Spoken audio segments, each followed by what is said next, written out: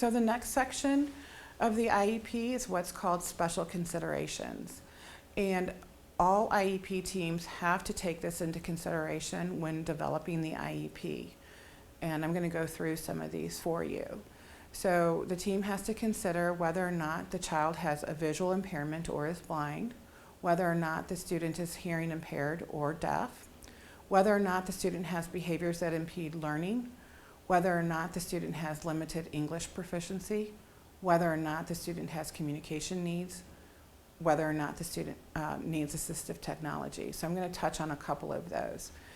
Under IDEA, it does not state does not describe behaviors that impede learning.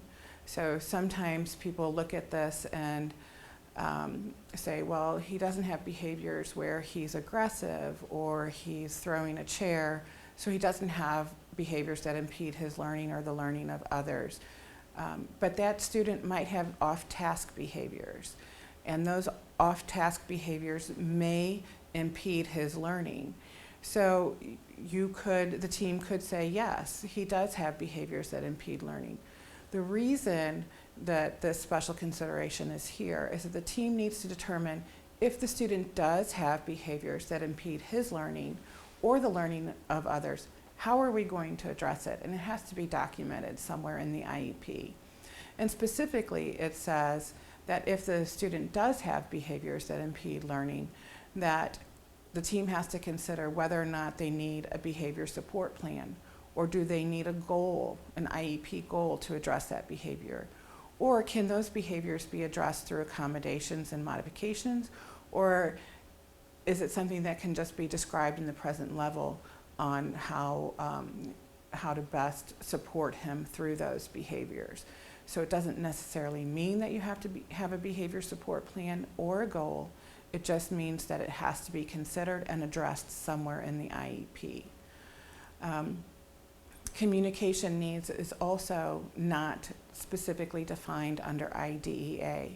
Oftentimes what we see when the team is looking at this is they do not mark the child has communication needs unless they need services from a speech and language pathologist. Again, that is not defined under IDEA. Many of our students who qualify under emotional disturbance, who have anxiety or bipolar or depression, don't communicate very well when they're frustrated. They communicate inappropriately when they're frustrated. This could be considered a communication need. Again, what IDEA says is that if the student has communication needs, how are we going to address it? So if they're found to have a language impairment, that obviously affects communication, and it's typically addressed with services through a speech and language pathologist. But if they have